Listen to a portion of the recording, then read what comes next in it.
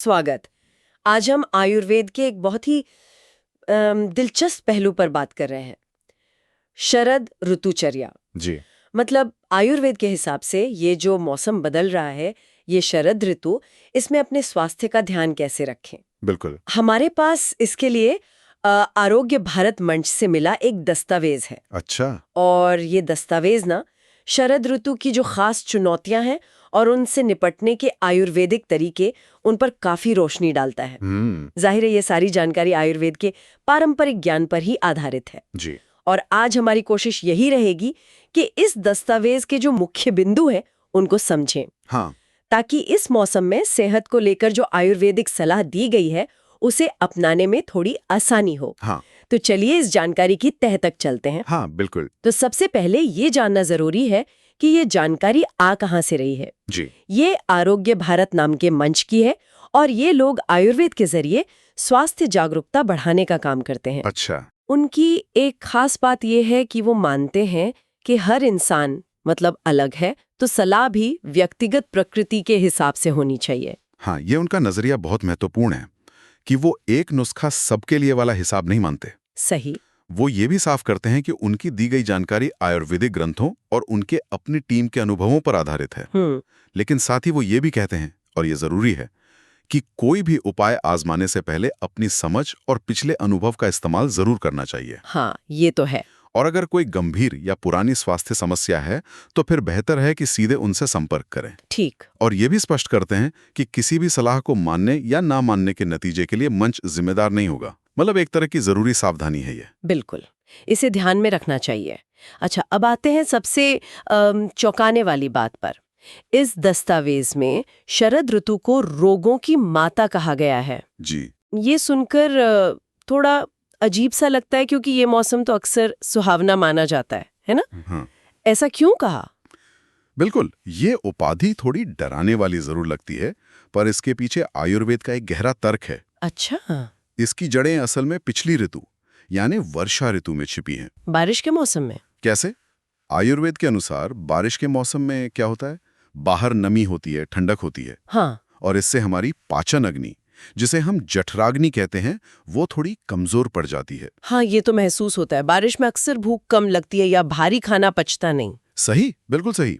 और अगर इस कमजोर पाचन अग्नि के साथ हम ठंडी तासीर वाली चीजें ज्यादा खा लेते हैं, जैसे दस्तावेज में कुछ उदाहरण दिए हैं, आइसक्रीम, मैंगो शेक, फ्रिज का ठंडा पानी या कोई भी ठंडा खाना, मिठाइयाँ, घी लगी ठंडी रोटियां, तो होता यह है कि शरीर में पित्त दोष यानी एक तरह की अंदरूनी गर्मी वो जमा होने लगती है। मतलब बाहर की ठंडक और नमी के कारण वो गर्मी शरीर से निकल नहीं पाती और अंदर ही इकट्ठा होती रहती है। बिल्कुल सही समझा आपने। अंदर ही वो जमा हो रही हैं, और क्योंकि ये खाई गई चीजें खुद ठंडी होती हैं, हाँ, इसलिए वो जमा हुआ पित्त तुरंत कोई बड़ी परेशानी खड़ी नहीं करता, बस अंदर ही अंदर बढ़ता रहता है, उसका संचय होता रहता है, एक तरह का छुपा हुआ असंतुलन।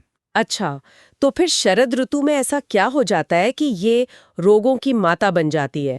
वो जमा हुआ पित्त क्या करता है? होता यह है कि शरद ऋतु आते ही मौसम बदलता है, आसमान साफ हो जाता है, धूप तेज होने लगती है। हाँ। अब शरीर जो अंदर इतनी गर्मी, इतना पित्त जमा कर चुका है, वो इस बड़ी हुई बाहरी गर्मी के साथ मिलकर उस अंदरूनी पित्त को बाहर निकालने की कोशिश करता है। अच्छा। और इसका सबसे आम तरीका क्या है? पसीना। हाँ, मैंने भी महसूस किया है। इस मौसम में ना धूप उतनी चुभती नहीं, पर पसीना बहुत आता है। और वो चिपचिपाहट सी रहती है। जी बिल्कुल। दस्तावेज में शरीर से गंध आने की बात भी कही गई है, तो ये सब उसी जमा हुए पित्त के निकलने का संकेत है। एकदम सही। ये शरीर की अपनी सफाई की प्रक्रिया है, खुद को ठीक करने की कोशिश है। लेकिन यहीं पर एक आम गलती होती है, जैसा दस्तावेज बताता है। क्या?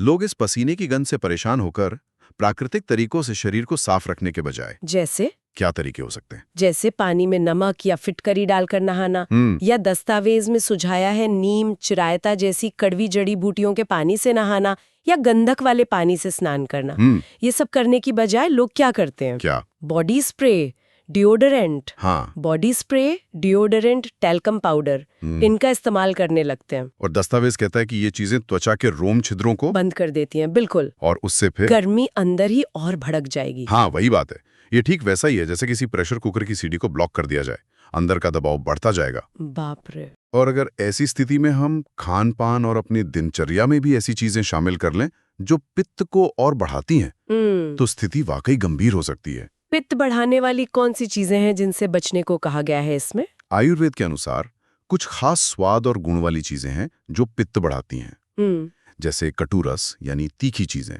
उदाहरण के लिए पिपली, काली मिर्च, लाल मिर्च, अदरक, सौंठ। अच्छा। फिर अम्ल यानी खट्टे पदार्थ जैसे कीवी, इमली।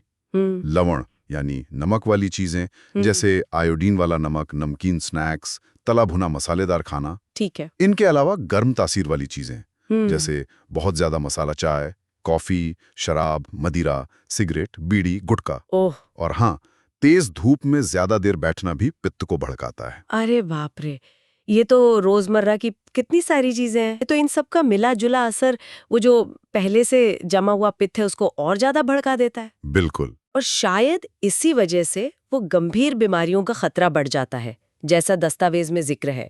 तेज बुखार, पीलिया, typhoid, high blood pressure, brain stroke, यहाँ तक कि पैरालिसिस। जी हाँ। अब समझ आया इसे रोगों की माता क्यों कहा गया है। ये तो शरीर के अंदर एक तूफान जैसा है। हाँ, आप कह सकती हैं स्थिति बिगड़ सकती है अगर ध्यान न दिया जाए। तो फिर अगर शरद ऋतु पिछली वर्षा ऋतु की गलतियों का नतीजा है और पित्त के भड़कने का मौसम है, तो आयुर्वेद इससे निपटने के लिए क्या उपाय बताता है? जाहिर है सब कुछ उस बढ़े हुए पित्त को शांत करने पर ही केंद्रित होगा। बिल्कुल सही पकड़ा आपने। सारा जोर पित्त को शांत करने पर ही है। आयुर्वेद ऐसे खानपान और जीवन शैली अपनाने की सलाह देता है जो बढ़े हुए पित्त को संतुलित करे। भोजन के लिए कहा गया है कि वो मुख्य रूप से मधुर हो। मधुर मतलब मीठा? हाँ, लेकिन प्राकृतिक मीठा, जैसे फल, मिश्री, खांड, रिफाइंड चीनी नहीं। ठीक है। तो मधुर हो, लघु हो यानी आसानी से पचने वाला, शीतल हो मतलब ठंडी तासीर वाला, और तिक्त हो यानी कड़वा। कड़वा? हाँ, कड़वा रस पित्त को शांत करने में बहुत कारगर माना जाता है। इसीलिए दस्तावेज में करेला जैसी कड़वी सब्जियों का जिक्र है। अच्छा। भोजन की मात्रा और समय के बारे में क्या खास हिदायत है? अक्सर लोग वक्त बेवक्त या जरूरत से ज्यादा खा लेते हैं। इस पर दस्तावेज बिल्कुल स्पष्ट है। कहा गया है कि जब अच्छी तेज भूख लगे तभी खाएं। ठीक है। और वो भी उचित मात्रा में, मतलब पेट ठूस कर नहीं भरना है। पाचन सही से हो, इसके लिए पेट में थोड़ी जगह खाली छोड़ना जरूरी है, ऐसा आयुर्वेद मानता है। समझ गई। और पानी पीने को लेकर भी कोई खास बात बताई गई है? आजकल पानी पर वैसे भी बहुत जोर दिया जाता है। हाँ, एक बहुत ही अनोखी और दिलचस्प बात कही गई है इसमें। क्या? ऐसा पानी पीने की सलाह दी गई है जो दिन में सूरज की किरणों से स्वाभाविक रूप से गर्म हुआ हो और रात में चंद्रमा की किरणों से शीतल हुआ हो। अरे वाह! इसे हंसोदक कहा गया है। माना जाता है कि ये पानी बहुत संतुलित और फायदेमंद होता है। ये हंसोदक सुनने में तो बहुत काव्यात्मक लगता है, पर आजकल की भागदौड़ भरी जिंदगी में ये कितना संभव है? क्या इसका कोई आसान विकल्प भी सुझाया गया है? हाँ, ये बात सही है कि आजकल शायद सबके लिए ये मुमकिन ना हो। इसीलिए दस्तावेज में ये भी कहा गया कि अगर हंसोदक उपलब्ध ना हो तो पानी को उबालकर ठंडा कर लें और फिर पिएं। अच्छा, उबालकर ठंडा किया हुआ पानी? जी। इस प्रक्रिया से पानी हल्का, सुपाच्य और अमृत के समान गुणकारी बन जाता है, ऐसा माना जाता है। तो ये एक व्यवहारिक विकल्प है। ठीक है, ये किया जा सकता है। अच्छा, खाने में किन अनाज, दालों या सब्जियों को प्राथमिकता देने की सलाह है? आपने करेले का जिक्र किया। हाँ, कुछ और खास चीजों का जिक्र है जो पित्त को शांत करने और पाचन में मदद करती हैं। बताइए। जैसे शाली चावल, ये पचने में हल्का माना जाता है। मूंग दाल जो शीतल और सुपाच्य होती है। हाँ, मूंग दाल तो खैर हल्की होती ही है। देसी शक्कर, आंवला। आंवला, हाँ, वो तो विटामिन सी के लिए भी अच्छा है। बिल्कुल, और त्रिदोष नाशक भी है। परवल, ये भी ठंडी तासीर की सब्जी है। और शहद यानी मधु। इनके साथ हरी सब्जियां, कुछ कड़वी सब्जियां जैसे करेला तो है ही, और पुराना अनाज खाने की सलाह दी गई है। पुराना अनाज मतलब? जैसे 1 साल पुराना चावल या जौ, ये पचने में नए अनाज से हल्का माना जाता है आयुर्वेद में। अच्छा, ये नई बात पता चली। जी। और पित्त को शांत करने के लिए रसोई में मौजूद कुछ आम मसालों और जड़ी बूटियों का भी जिक्र है। जैसे सौंफ, जीरा, धनिया, ये तीनों ही पेट के लिए बहुत अच्छे माने जाते हैं। हाँ, ये तो है। साथ में मुलेठी और घी का भी उल्लेख है। घी, खासकर गाय का घी, पित्त शामक माना जाता है। और कड़वी पत्तियों का काढ़ा पीने की भी सलाह है। कड़वी पत्तियां कौन सी? जैसे नीम, गिलोय, पीपल, करंज, सदाबहार, तुलसी, पपीते के पत्ते, दूर्वा घास और वीट ग्रास यानी गेहूं के जवारे। अच्छा। ये कड़वी चीजें खून साफ करने और पित्त को संतुलित करने में मदद करती हैं, ऐसा माना जाता है। ये तो हुई खान पान की काफी विस्तृत जानकारी। इसके अलावा हमारी रोजमर्रा की आदतों यानी जीवन शैली का भी तो असर पड़ता होगा। व्यायाम वगैरह के बारे में क्या सुझाव है? हाँ बिल्कुल, जीवन शैली भी उतनी ही महत्वपूर्ण है। हाँ। हल्का व्यायाम और प्राणायाम करने की सलाह दी गई है। शरीर को सक्रिय रखना जरूरी है। ठीक। लेकिन यहाँ एक बहुत महत्वपूर्ण सावधानी बरतने को कहा गया है। क्या? अगर मौसम में सुबह के समय ओस या धुंध हो, जिसे दस्तावेज में औस कहा गया है, तो उस समय प्राणायाम नहीं करना चाहिए। अच्छा, ये तो बहुत खास बात है। क्यों? इसका क्या कारण बताया गया है? तर्क ये दिया गया है कि ओस या धुंध के समय हवा में नमी बहुत ज्यादा होती है। हाँ। अगर उस समय गहरे सांस लेने वाले प्राणायाम किए जाएं, तो वो नमी सीधे फेफड़ों में जा सकती है। और उससे फिर दमा, अस्थमा या खांसी जैसी सांस की तकलीफें पैदा हो सकती हैं या बढ़ सकती हैं। समझ गई। ये एक बहुत ही व्यवहारिक सलाह है, खासकर उन लोगों के लिए जो सुबह जल्दी उठकर बाहर व्यायाम करते हैं। जी बिल्कुल। ठीक है, तो ये सब तो वो चीजें हुई जो हमें करनी चाहिए। लेकिन जैसा कि आयुर्वेद में होता है, कुछ चीजें ऐसी भी होंगी जिनसे बचने की सलाह दी गई हो, जिन्हें अपथ्य या निषेध कहा जाता है। हाँ बिल्कुल, दस्तावेज में ऐसी 10 चीजें स्पष्ट रूप से बताई गई हैं जिनसे शरद ऋतु में खासतौर पर परहेज करना चाहिए। इन्हें एक तरह से वर्जित माना गया है। 10 चीजें, ये तो काफी लंबी लिस्ट लग रही है। क्या आप उन्हें थोड़ा समझा सकते हैं? शायद उन्हें याद रखना आसान हो जाए। जरूर, इन्हें हम कुछ श्रेणियों में बांट सकते हैं ताकि समझना आसान हो। हाँ बताइए। देखिए, कुछ खान पान से जुड़ी चीजें हैं, जैसे भरपेट भोजन करना, क्योंकि पाचन अग्नि पहले से ही थोड़ी चुनौती में हो सकती है। ठीक है। फिर है दही। दही की तासीर को लेकर आयुर्वेद में खास निर्देश है, और शरद ऋतु में ये स्रोतों को मतलब चैनल्स को ब्लॉक कर सकता है और पित्त भी बढ़ा सकता है। अच्छा, दही से बचना है। हाँ। फिर तेल और वसा का अत्यधिक सेवन। हाँ। ये भारी होते हैं और पित्त बढ़ाते हैं। और तीक्ष्ण मद्य यानी तेज शराब, ये बहुत गर्म और पित्त बढ़ाने वाली होती है। ठीक। क्षार पदार्थ जैसे बेकिंग सोडा वगैरह, इनसे भी बचने को कहा गया। ओके, ये तो खान पान हो गया। हाँ, फिर कुछ जीवन शैली से जुड़ी आदतें हैं, जैसे दिन में सोना। दिन में सोना क्यों? आयुर्वेद के अनुसार दिन में सोने से कफ और पित्त दोनों बढ़ते हैं और पाचन धीमा होता है। अच्छा। और तेज धूप में ज्यादा देर रहना, इससे शरीर की गर्मी और बढ़ेगी। ठीक। और फिर कुछ पर्यावरणीय कारक हैं, जैसे ओस में रहना या उसका सेवन करना।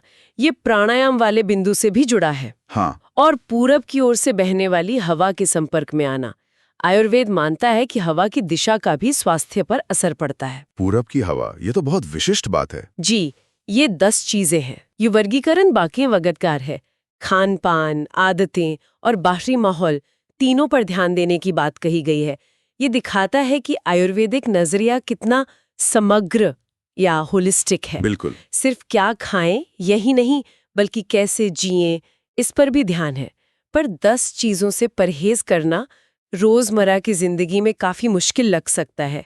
क्या इनमें से कुछ चीजें ज्यादा जरूरी हैं जिन पर ध्यान देना ही चाहिए? देखिए, आदर्श रूप से तो सभी का ध्यान रखना चाहिए, लेकिन अगर प्राथमिकता तय करनी हो तो मेरा मानना है कि पित्त को सीधे तौर पर बढ़ाने वाली चीजें, हाँ, जैसे बहुत ज्यादा तीखा, खट्टा, नमकीन भोजन, तला भुना, शराब और तेज धूप से बचना, ये शायद सबसे ज्यादा जरूरी है। साथ ही दही और दिन में सोना, ये 2 आदतें भी हैं जिन पर खास ध्यान देने को आयुर्वेद अक्सर कहता है, खासकर इस मौसम में। ठीक है, समझ गई।